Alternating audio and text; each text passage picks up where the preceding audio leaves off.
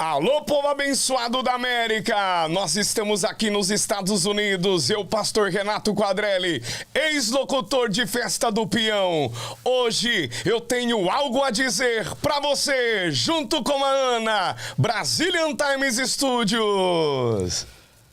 Uau, coração acelerado aqui com essa apresentação especial para o Algo a Dizer do pastor Renato Quadrelli, locutor de rodeios desde os 15 anos. O pastor Renato é dono da famosa voz que marcou grandes apresentações em Barretos e outras arenas do Brasil e do mundo. O início precoce na carreira de locutor foi consequência de um microfone que ganhou da mãe aos 5 anos de idade, e o estrelato também veio muito cedo.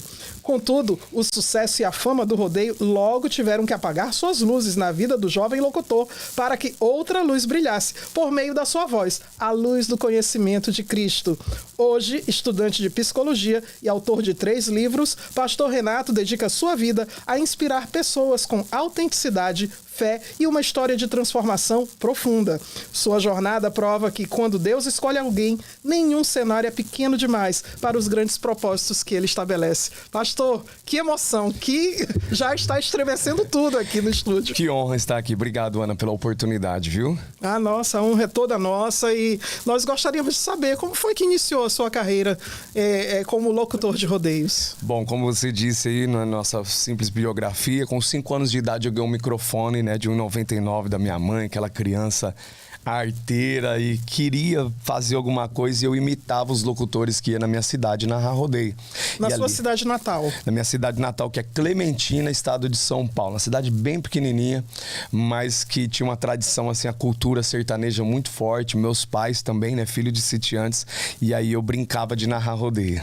Já desde aquela época de 5 anos. Desde e a família apoiou, sempre apoiou? Ou teve alguma fase que foi difícil dizer para os seus pais, não, eu quero ser locutor de rodeios? Sim, aos 15 anos de idade eu queria ser locutor mesmo, E aí eu tô naquela fase, do primeiro colegial lá na escola, estudando, e meus pais não gostaram muito da ideia, porque eles queriam que eu me formasse, fosse estudar uma faculdade, fazer medicina, era o sonho do meu pai. Mas eu falei, não, eu vou ser locutor de rodeio. Fui narrar num sítio, uma fazenda, um rodeio rural, e saí de lá com 17 rodeios agendados. Como foi isso? Loucura. Mas você já era conhecido na região? Já tentava fazer de forma amadora? Não. Foi a primeira vez. Foi a primeira vez? Primeira vez. Eu fui no sítio, um primo meu chamado Silvinho, ele tinha uns bois de rodeio e ele ia levar essa boiada lá, nesse rodeio, na boiada TQP, chamada Trem que Pula. E levaram ali vários peões famosos do Brasil. Só que eu era um iniciante e precisava de um locutor que já tinha o oficial e alguém ali para ajudar. E me colocaram, para narrar junto com os profissionais. E foi quando eles viram talento em mim. Falaram, o menino tem talento, vamos levar ele para a região, nos outros rodeios. E me deram a oportunidade de ir em 17 rodeios. Só que eu não fui para narrar e já ganhar dinheiro, Eu fui procurando uma oportunidade. Então eu comecei a trabalhar viajando de carona com o caminhoneiro da boiada. Aí lá no rodeio eu montava a estrutura metálica, a arquibancada, os camarotes e aquelas tendas, sabe? Todas aquelas estruturas de evento. E eu carreguei nesse ombro aqui, com 15, 16 anos de idade. Era um adolescente ainda. E no final eles deixavam eu narrar algumas montarias, que todas as vezes que iriam iniciante, eles davam essa oportunidade, no meio do evento. Não era todos, mas eu conquistei por causa que eles viram talento em mim. Quer dizer, você trabalhava nos bastidores para ajudar o evento a para comer uma marmita, era uma diária de R$30. Essa era a garantia para mim não passar fome. E o pagamento era o seu trabalho como locutor. Não, e aí vinha o bônus, que era a oportunidade de narrar. Então era isso, viajava de carona, ganhava R$30, comia e arrumava um alojamento pra gente dormir também. Então, quando foi que virou a chave? Quando foi que virou profissional mesmo? Que começou a entrar dinheiro no bolso para cair do bolso? Vixe, demorou um tempo, Porque nem tudo começa assim como as pessoas pensam, Hoje a gente vive numa época que o povo é muito imediatista, Tudo parece que é no estalar de dedos. E na verdade não. Quem constrói boas histórias tem toda uma caminhada, degrau que sobe, dia após dia. E só que um ano depois, falando em virada de chave, eu tive o convite de um campeão de Barretos, que é da minha cidade, Segui Marco Latruglio. Ele chega em mim e fala assim: você tem sonho de narrar em Barretos? Eu falei: se um dia me der a oportunidade, eu vou. Ele falou assim: então eu tô te convidando, amanhã você avisa os seus pais, faz a sua mala, que eu vou te levar para Barretos para narrar o Rodeio Júnior. Até porque eu tinha 16 anos, isso foi no ano de 2006. Eu cheguei para narrar o Rodeio Júnior em Barretos, que é no Rancho do Peãozinho, do lado daquele grande estádio de rodeios. E eu narrei à tarde, na segunda-feira. Quando eu narrei à tarde, tinha alguém do profissional vendo. Como se fosse um olheiro de Como se fosse um olheiro de time de futebol. Aí eles falaram: o menino tem talento, leva ele no rodeio profissional à noite. E aí eu fui para narrar dentro da maior arena de rodeio do mundo. E dali para frente... Ficou nervoso na primeira apresentação em Barretos? Pelo tamanho da arena, dá até um friozinho na barriga, uma vontade no banheiro, sabe? Aquela coisa. Mas o sonho era tão grande que eu me sentia assim, parecia que eu tava lá fazia 30 anos. E eu entrei dentro daquela arena. Não cabia muita gente lá, viu, Ana? Era 35 mil pessoas só sentadas, então não dá nem pra ter frio na barriga, na verdade. Só isso. Fora o Parque do Peão, uma multidão de gente. Passa mais de 1 milhão de pessoas em Barretos, né? Então, é um evento muito grande. É a vitrine de qualquer um do rodeio, desde o locutor, peão, salva-vidas, o pessoal da arena, quanto também na área artística, né? Os cantores todos querem estar lá. Então foi a vitrine e a porta se abriu pro Brasil inteiro. E depois eu narrei em 12 estados do Brasil, para você ter uma noção como que a minha carreira foi alavancada. Aí sim, depois eu comecei a ganhar o meu cachê, que eu fazia contrato e tudo mais. Muito jovem. Muito então, jovem, assim, 15, 16 anos. Para um jovem de 15, 16 anos, administrar essa fama... Não é fácil. Não é fácil. Não. E qual foi o maior... Assim, quando você olha para trás e diz assim, nossa, eu era tão jovem, ganhava tanto dinheiro que eu dei muito com os burros na água nessa área da minha vida. Como é que foi que isso aconteceu? A parte que é mais... Eu não vou dizer nem difícil e fácil, mas trabalhosa. É quando você ainda é muito novo e você tem que saber lidar com as suas emoções. E eu não sabia. Meu pai e minha mãe sempre proveu tudo em casa. Meu pai sempre trabalhou fora. Talvez ali por uma ausência paterna, talvez por uma estrutura melhor. Não que eles não ofereceram, eles ofereceram melhor para mim. Mas essa ausência de só se preocupar em cuidar da casa e tal, e não ter a presença ali, me deixou um pouco assim a ter que me virar, procurar as coisas e ir atrás. E quando essas coisas acontecem na minha vida, realização de sonho, alcançar o objetivo de narrar a Festa do Peão e estar agora neste lugar entre os melhores do rodeio, neste nicho de trabalho dessa indústria chamada rodeio, eu tive que agora começar a viver os desafios das minhas emoções. Lidar com fama, com sucesso, com dinheiro, com todas essas coisas, né? E aí é onde a gente vai...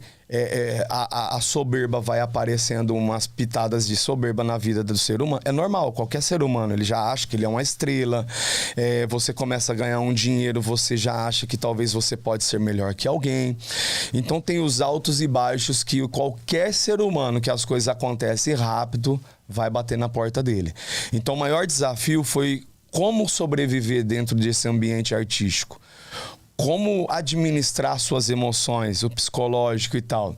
Então eu ainda era um menino. Eu vejo hoje na vida de, às vezes, jogador de futebol, pessoas que se destacam sendo muito novo, sai da categoria de base e vai profissional, eles apanham muito. Ainda bem que na minha época não tinha podcast, não tinha internet, Instagram, né? Porque imagino que talvez a gente tinha tomado algumas cacetadas lá para trás. Mas o maior desafio é esse, é você saber sobreviver dentro de algo chamado sistema, né? E sistema existe em qualquer área da vida, em qualquer profissão. E quando a gente alcança esse objetivo, eu vejo que no decorrer da caminhada eu tive que aprender a administrar tudo isso. Esse foi o maior desafio. Fora de casa, sendo novo, agora palpando fama, dinheiro, lugares, sendo amigo de artistas, e a gente ter que, um menino ainda, ter que fazer tudo isso sozinho. Como foi que nesse contexto você conheceu Cristo? Porque a palavra de Deus diz que o próprio Senhor Jesus Cristo disse que é muito difícil um rico entrar no reino dos céus. É como um camelo entrando pelo buraco de uma agulha. É lógico que isso Exato. tem todo um contexto histórico que é aplicável ali naquele Claro. momento da fala de Jesus, mas eu quero trazer essa fala para aquilo que o senhor viveu, para aquilo que você viveu. Como foi que, já que é tão difícil, ainda mais sendo jovem, com a soberba, que a palavra também diz que Deus resiste ao soberbo. Exatamente. Como foi que Cristo te encontrou nesse contexto? Olha que interessante a sua pergunta. Você falou soberba e riqueza, né? Eu acabei de falar que sobre soberba, mundo artístico e tal, e finanças, é onde qualquer ser humano ele tem que aprender a administrar, né? Porque ninguém nasce pronto. A gente é treinado para viver nessa vida, nesse desafio chamado vida. E como encontrei a Cristo? Exatamente nesse momento que a gente tem tudo, aí na base bíblica do versículo sobre riqueza, né? Entrar no reino de Deus, não é sobre a riqueza de finanças, né? Porque a prosperidade ela está em Deus. A Bíblia diz que ele é dono do ouro e da prata. Então nós como cristãos, nós merecemos o melhor dessa terra, desde que essa riqueza não seja coisas e seja a presença dele. Então no mundo artístico, as coisas é a riqueza, o dinheiro é a riqueza, a fama é a riqueza. E aí é onde o Senhor chega, porque em determinado momento eu estava depressivo e não sabia. Porque eu tinha tudo, mas eu tinha um vazio dentro de mim. Tinha dinheiro, tinha fama, estava no meio dos melhores. Eu sou tricampeão da Fivela de Prata como locutor revelação no Brasil. Fui indicado ao Troféu Arana de Ouro, a maior premiação do rodeio brasileiro. Eu fiquei entre os 5 melhores revelações do Brasil no ano de 2010. E eu narrei os mais importantes campeonatos de rodeio do Brasil. O nome deles era Top Team Camp, Top Team Cristal, Equipe Roseta, PBR Professional Bull Riders, que é um campeonato daqui dos Estados Unidos, lá no Brasil, né? Que a PBR ela compete em 5 países e tendo sede aqui nos Estados Unidos. E a final mundial é $1 milhão. Então você imagina a valorização desse campeonato, e não era qualquer locutor que narrava nele. Eu era um dos locutores que narrava dentro do campeonato com o meu amigo Rafael Vilela, que era o locutor oficial na época, e também Circuito Barretos de Rodeio, Liga Nacional de Rodeio e CRP, que é o Circuito Rancho Primavera. Esses são os campeonatos extraordinários que tem no Brasil, fora outros que existem lá. Eu estava entre os melhores, eu estava ganhando o meu cachê, agora eu já vivo em um outro nível, ganhando R$40 mil por mês, narrando Festa do Peão. Era um sonho, era uma realização e era tudo agora muito fácil, porque era só manter aquilo que eu conquistei. Porém, eu comia bem, bebia bem, estava entre os melhores, estava no mundo artístico, só que eu tinha um vazio dentro de mim. Um peão chamado Alaides Alves, lá de Redenção do Pará, ele vem para o estado de São Paulo, ele é um peão, ele também era alguém igual a mim, que conquistou o espaço dele, estava vivendo o melhor momento, só que ele tem um encontro com Jesus. E quando ele tem esse encontro com Jesus, esse encontro com Deus, Deus muda a vida dele. Em certo momento ele abandona o rodeio, ele para de montar. E quando ele agora está vivendo esse momento, eu critico ele, porque eu não gostava de pessoas cristãs, eu não gostava de evangélicos, eu não gostava, como taxam, né, os crentes, né, pastor, o povo barulhento, aquela coisa toda. Eu falava mal dessas pessoas. Só que 3 meses depois eu estava numa situação seguinte, era uma madrugada, 2h30 da manhã, estava aí 1 litro de cachaça, um pacote de cigarro e uma lata de tabaco de mascar, coisa de cowboy, né? E uma corda para me pendurar numa madrugada. Porque eu via uma voz falando comigo dizendo: tira sua vida de uma vez por todas. Você não tem amigo. Só rodeiam você porque você tem algo a oferecer. Só te procuram quando precisa. Sabe essas coisas? Que isso acontece no dia a dia das pessoas. Aconteceu comigo. Sabe qual é a diferença? Aquela pergunta que você fez agora há pouco. Eu ainda era um menino. E como administrar tudo isso? É muitas emoções, é muita coisa ao mesmo tempo. Foi tudo muito rápido. Não rápido porque Deus gostou mais de mim do que outros. Não, é porque eu nunca falei não para as oportunidades que eu tive. Vou repetir para quem está nos assistindo. Eu nunca falei não para as oportunidades que apareceram na minha vida. Então, tudo isso foi numa velocidade que eu aproveitei cada segundo, cada momento. Só que nessa madrugada eu estava sozinho. Mas sabe de uma coisa, respondendo a sua pergunta? os céus estavam me observando. Era 2:30 da manhã quando o Alaídes aparece na porta da minha casa. O amigo que eu maltratei, que eu xinguei, mandei a mãe dele para aquele lugar que eu não gostava de evangelho. Ele falava, Jesus te ama. Eu, amém. Jesus te ama, amém. Chegou uma hora que eu falei, cara, tá me enchendo as paciências. Só que foi essa pessoa que Deus usou para ir na minha casa. Ele falou assim, o Espírito Santo me acordou, mandou eu vir na casa sua, Renato, para orar por você e dizer para você que você não vai morrer.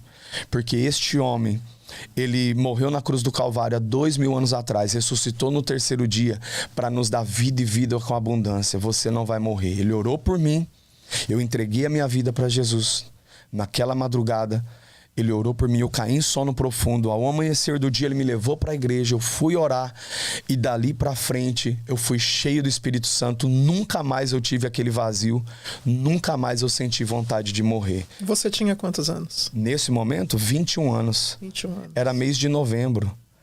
É exatamente 12 anos atrás. Mês passado completou. Então, esse encontro que eu tive com Jesus foi exatamente por este momento na qual tudo isso falava mais alto e Deus permitiu desse vazio para mim descobrir que o tamanho do vazio que eu tinha era do tamanho de Deus. Quando ele entra na minha vida, ele preenche esse vazio e aí ele começa a mudar a minha história. E nós podemos deduzir que, como um artista, com apresentações, agenda lotada, você devia ser o tipo de deprimido que tá aqui sorrindo para todo mundo, na frente de todo mundo, e quando chega, fecha a porta do apartamento e entrou, aquele sentimento devastador da depressão corrói. Exatamente isso. Eu costumo dizer, quando eu estou ministrando meu testemunho, quando eu estou dentro da arena, a multidão, você narrando, né? As luzes, os sorrisos. Posso narrar um pouquinho? Claro, Beto. Alô, Barretão, boa noite pra todo mundo. Como é que tá, galera aí? Pessoal dos camarotes do lado de lá. Segura! E eles respondem, peão, né? Aí fazia aquelas brincadeiras. Tchá, tu. Aquela multidão fazendo a mesma coisa. O locutor tem poder de conduzir aquele público. Todo mundo ali eu sou um artista, ali eu sou a estrela, o locutor, assim como os peões é a estrela do rodeio, os touros, os animais, os cavalos, ali é o nosso espetáculo. Esse povo todo era conduzido por mim, por locutor, não por mim, por todos os locutores que trabalham nessa profissão. E aí quando eu saía de dentro dos holofotes, de dentro da televisão, fora de tudo aquilo, eu estava dentro de um quarto, de um apartamento, ou lá em casa, ou no hotel, e ali era só um lugar escuro. Ali eu não queria ver ninguém. Ali eu já estava num nível que eu não queria nem comer. Então lá dentro, nos holofotes acesos, a gente é uma coisa. E interessante que tem muita gente que vive assim. Uhum. Na frente dos outros, sorri, mas só Deus conhece como está dentro dessas pessoas. É aí que Deus vira essa chave. E a gente começa a descobrir que ele tinha um chamado na minha vida. Como apresentador, não deve ter sido fácil dizer a partir de agora qual foi o momento que você percebeu que Jesus tinha esse chamado ministerial. Não só a questão da fé, eu não estou falando apenas da fé salvífica, que é um milagre que Deus faz para todos aqueles que o aceitam. É a graça. É a graça. Mas eu falo daquela fé particular de, não, eu sei que eu tenho este chamado para eu pregar o evangelho. Não vou mais viver de locução de rodeios. Sim. Eu ouvi a voz de Deus, né? Eu, a partir do momento que eu entrego a minha vida para Jesus, o Alaídes me leva para a igreja, eu começo a vida de um novo convertido. Entreguei a minha vida para Jesus, comecei a congregar, participar da escola bíblica dominical, ir para a igreja, não faltar de culto, e continuei narrando rodeio. Tornei ofertante da obra do Senhor, dizimista, coisa básica do cristão, coisas normais. E Deus foi me abençoando. Detalhe, eu não falei, mas quando eu falo que ganhava 40 mil por mês, antes eu não estava ganhando tudo isso. Quando eu entrego a minha vida para Jesus, o meu cachê sobe. Puf! Pela minha fidelidade com Ele, pelo compromisso com Deus. E eu continuei narrando. E eu continuei trabalhando naquela área. Eu fiquei ainda 2 anos e meio dentro das arenas, quase 3 anos, narrando rodeio. Agora eu não preciso de beber para narrar. Eu não preciso de fumar mais. Deus arrancou todos os meus vícios. Porque pela minha força eu não conseguiria. Ele tirou de mim a bebida, o cigarro. a mentira, porque uma pessoa sem Deus ela mente, tem todos aqueles comportamentos mundanos. E agora eu sou um novo Renato e as pessoas começam a perceber isso. E automaticamente nos bastidores me pediam uma oração como irmão em Cristo, pedia para ministrar algum versículo ali nas viagens, nas reuniões com os peões no fundo de brete, nos bastidores e tal, me procurar para possíveis aconselhamento, mesmo sendo um jovem. Só que um jovem cheio do Espírito Santo é diferente de alguém sem o Espírito Santo. E aí, quando Deus coloca uma pessoa na minha vida que é a minha esposa. A minha esposa, eu encontrei ela no meio da arquibancada do rodeio, né, a Aline. E aí, quando eu olho ela na arquibancada, ela não queria me namorar, né? A gente tentou conversar e tal. Ela não queria saber, porque ela tinha uma visão minha do passado, que bebia, que fumava, que brigava, que às vezes né, a gente até tem um passado que deu umas discutidas, assim, porque no rodeio, sem Jesus e tal, bastidor, às vezes a gente brigava com algumas pessoas. E aí, depois, ela não sabia que eu estava indo na igreja. Quando ela descobre que eu estava diferente, ela diz que viu algo diferente em mim. E aí eu dei o testemunho para ela. Quando ela passou a ver de verdade que eu era uma nova criatura em Cristo, ela falou assim: eu quero conhecer o Deus que você conheceu. Eu levei para ela para a igreja. Com uma semana servindo a Deus, ela queria ser igual às irmãs servindo a Deus. Com um mês, ela foi batizada com o Espírito Santo.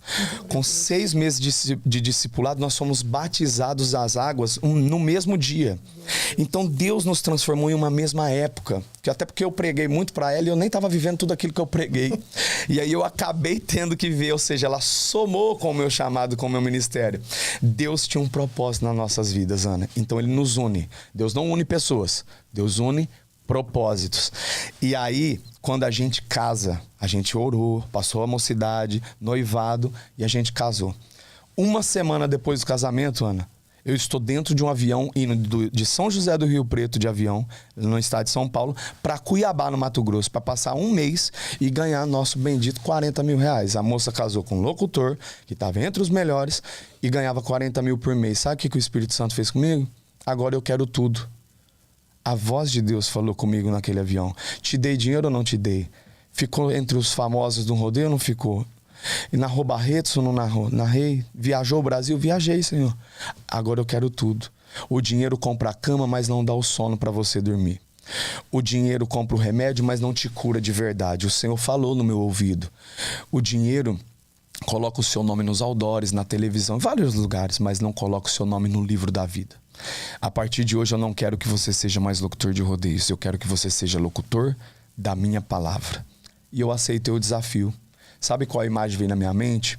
Ouvindo a voz de Deus, em um timbre de voz que parecia a voz do Marco Brasil, o meu amigo, que é locutor de rodeios, uma referência que eu costumo dizer que foi tipo a experiência de Samuel na Bíblia com o sacerdote Eli, que quando Deus falava com ele acordou de madrugada e foi lá no sacerdote. O senhor me chamou? Não. Ué, mas parece que eu ouvi a sua voz. Aí ele volta a dormir, Deus fala com ele de novo, ele pensa que... Porque era o timbre de voz do líder dele espiritual. Aí ele se toca e fala assim: Samuel, quando Deus falar com você de novo, fala: eis-me aqui, fala que o teu servo ouve. Porque não é eu que estou te chamando, é Deus que está querendo se revelar para você. Naquele dia, por eu conhecer já as Escrituras, eu identifiquei que era a voz de Deus. Através do timbre de alguém, de voz de alguém que era do meu nicho, da minha área, porque é aí que eu identifiquei a voz de Deus. Sim. E aí foi nesse momento que eu senti o chamado. Já não me cabia mais só fazer a locução de rodeio. Deus queria mais de mim. A imagem que veio era Jesus crucificado, sangrando e nos perdoando dos nossos pecados. Nós merecíamos o inferno, Ana. O ser humano, a humanidade, não merecia ir para o céu, de tão pecaminoso que somos, ou fomos, antes de ter um encontro com Jesus. Por que eu não posso fazer para aquele que deu o seu único filho, para que todos aqueles que nele crê não pereçam, mas tenham a vida eterna? Foi aí que queimou dentro de mim a vontade. E Deus falou comigo e eu aceitei o desafio de deixar tudo. Eu entreguei o meu Isaac, o meu sonho, tudo, dinheiro, fama, tudo, para servir a Jesus. Eu costumo dizer que quando o Senhor nos chama dessa forma, Satanás não vai botar um tapete vermelho e vai dizer para você: passe, que lindo, quer servir a Deus, passe e fique à vontade. Ele não vai fazer Jamais. isso. Então eu estou imaginando aqui para alguém que abriu mão de tanta coisa, as dificuldades iniciais dos primeiros dias de ministério, de um ministério full-time, de uma vida dedicada agora somente para servir a Deus? Nós passamos dificuldades. Eu abri um salão de cabeleireiro, fiz um curso, fui trabalhar, trabalho digno, normal. E cuidar da minha família. Eu fui atrás de outra coisa para ter mais tempo para Deus, ao invés de ficar viajando. Primeira coisa, meus pastores colocou eu dirigir igreja sem ter experiência nenhuma. Aí eu quase morri. E minha esposa, então, meu Deus, o que eu vou falar? Eu não sabia nem dar a bênção apostólica. Muito menos pregar. Aí o pastor falou, vai um pastor. Eu montei uma igreja para receber o nosso pastor na cidade. Não existia um ministério da nossa igreja lá na época. E aí não chegava esse pastor. Ele falou, não, o dirigente da igreja é vocês. E aí, cara, depois que a gente percebeu que foi de Deus, porque o nosso pastor era muito crente, espiritual mesmo. Ele foi missionário em Honduras, Nicarágua, tinha experiência internacional. Ele acreditou em nós. Se a gente não estivesse envolvido na obra, talvez a gente teria desviado. Mas eu sempre digo para minha esposa, nós não presta nem para desviar. Porque quando Deus chama, Ele chama. Não tem jeito. Fiz curso de cabeleireiro, Deus fechou meu salão. 3 meses salão aberto, não entrou uma alma lá para cortar o cabelo. Fui entregar gás e água na rua, de disque água e gás, sabe? Um ex-locutor de rodeio que descia de helicóptero na arena, entrava de Dodge Ram, tinha cheio de patrocinadores, de roupa, camisa, chapéu, dinheiro, marcas, entregando gás na rua. Como que fica a cabeça do povo? Me chamaram de louco. Esse rapaz é doido, esse rapaz bateu a cabeça, ele tá piné da cuca. Só que sabe o que aconteceu? O cara que me chamou para trabalhar queria me dar um salário. O que eu precisava? De alguma coisa para pagar as contas de casa, as despesas. Nós chegamos a passar fome, necessidade. Mas a nossa família não sabe. Talvez eu ficar sabendo agora. E aí eu precisava de cuidar da minha família. Por quê? Porque a minha esposa estava grávida do nosso filho. Além de largar tudo, agora está grávida. Porque Deus nos mandou um filho. Bateu um profeta na porta da nossa casa e disse assim, eu estou colocando um feto dentro de você, estou repreendendo uma enfermidade. Ela sentia dores e nós não sabíamos o que era. Fez exames, não dava em nada. Falou, estou tirando a enfermidade e colocando um feto. Eu estou te dando um filho, porque vocês vão precisar de um motivo para se alegrar e não desistir do vosso chamado.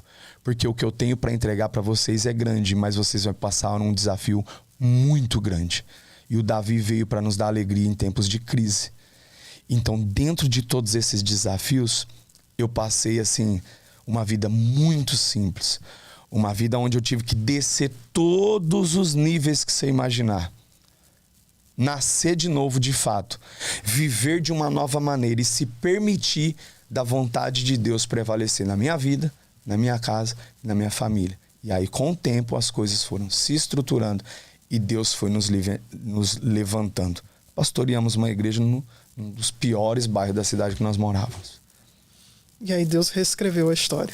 Foi reescrevendo a história e começamos a ganhar almas para Jesus. E de lá, deste anonimato, dessa igrejinha, de toda essa experiência, que eu trabalhei no Disque Água para salvar a vida de um ex-traficante, que a sociedade não dava mais moral para ele. Ele me chamou, eu falei, eu vou te ajudar, mas eu preciso de salário. Para quem ganhava 40 mil, eu estava ganhando 1.100 por mês. Pagava o aluguel, comprava alguma coisa, não sobrava nada. Que nem dizia o povo, até o andado era feio. Porque era uma vida muito apertada ali. Só que, com o tempo, Deus vai mudando a nossa história. Neste tempo, hoje eu estou aqui sendo entrevistado por você nos Estados Unidos, na região de Boston. Eu recebi uma ligação daqui, de alguém que assistiu o vídeo da minha despedida na internet e que estava afim de tirar a vida dele. E essa pessoa, quando assiste o vídeo, ela deixa de querer tirar a sua vida. E aí eu recebo a ligação de um pregador famoso que estava aqui. Ele disse, você nunca será aceito sem antes ser rejeitado. Eu estou aqui em Boston, Deus mandou te ligar e te falar isso. E um dia você vai estar aqui pregando a palavra de Deus. Se passou 11 anos e hoje a promessa de Deus está se cumprindo. Sabe quem pagou todas as despesas para a gente vir de lá para cá? Essa pessoa que ia morrer 11 anos atrás. Disse, Deus falou para trazer vocês para cá. Porque os Estados Unidos precisa de verdadeiros homens e mulheres de Deus para trazer uma palavra que cura, que transforma, que batiza e que liberta. E é por isso que eu estou aqui hoje. Glória a Deus. Antes de encerrar o programa, eu gostaria de pedir que você deixasse uma mensagem para o nosso público e falasse ao nosso público. É algo que Deus colocou em seu coração neste momento. Lucas capítulo 1, verso de número 37 diz assim: porque para Deus nada é impossível. Porque para Deus nada é impossível. Hoje você pode estar vivendo um momento trabalhoso, como dizem no senso comum, difícil, complicado, depressivo, sem direção, sem uma estruturação emocional, psicológica, familiar, financeira. Eu estou aqui para poder ajudar você. Você que quiser nos seguir nas redes sociais, você que quiser seguir o nosso chamado, nós estamos aqui para poder cuidar da sua vida. Até porque eu larguei tudo para servir a Jesus. E quando ajudamos pessoas, Ana, nós estamos aqui para isso, para ajudar essas pessoas que nos assistem. E eu tenho um verso para deixar para todo mundo, em especial o seu programa. Ame Deus e Jesus Cristo noite e dia, porque Deus e Jesus Cristo é ouro e o resto é bijuteria. Oh, aleluia! Bom, eu quero agradecer, muito obrigada, pastor, por dispor do seu tempo para estar aqui. Quero agradecer também a Aline, que está ali nos bastidores, a esposa, tá só corujando ali o maridão, ela belíssima ali, só acompanhando e toma conta da agenda dele. Já quero deixar o contato, por favor, para as igrejas que quiserem convidá-lo para pregar a palavra nessas igrejas. Como poderia entrar em contato com você? Nosso contato do agendamento, né? O mais, lá, o 55 17 997 73 7643. Ou falar com meu amigo Vitor Amádio, que é daqui de Boston, meu amigo, empresário, empreendedor aqui nos Estados Unidos, e pode nos conectar para juntos atendermos as agendas aqui nos Estados Unidos. Vai ser um prazer servir a todos. Podem também nos encontrar através das redes sociais, Instagram, YouTube, Facebook, Twitter, no TikTok. Livro, não podemos deixar de falar do livro. Isso. Que é lançamento aqui, hein? É lançamento aqui nos Estados Unidos. Sim. E tem exemplares à disposição. Exato, tem exemplares à disposição conosco aqui na América e também pela internet no link da bio do meu Instagram. O devocional, não sei porquê, né? Sem rodeios. Papo reto com Deus todos os dias. Um nome muito familiar. Eu tenho também o livro da minha biografia, que eu não tenho ele físico aqui dessa vez, porque nós estamos lançando esse, mas podem encontrar no nosso site, renatoquadrelli.com.br, ou com o Vitor Amádio aqui nos Estados Unidos, que faz a nossa distribuição. Devocional Sem Rodeios, Papo Reto com Deus todos os dias, tem 365 mensagens. É um devocional por dia do ano e a pessoa vai receber resposta de Deus para cada dia do ano. Que lindo. E eu tenho certeza que vai trazer edificação à vida de muitas pessoas. Amém. Amém. Bom, mais uma vez, muito obrigado, pastor. Obrigado a você. Deus abençoe todos os seus caminhos, que bendita seja a sua entrada e sua saída. Amém. E que tudo lhe vá bem, em nome de Jesus. Amém. E obrigado a você também, que Deus também abençoe você e que tudo lhe vá bem. Muito obrigada pelo teu carinho, pela tua atenção. Eu te encontro no próximo Algo a Dizer.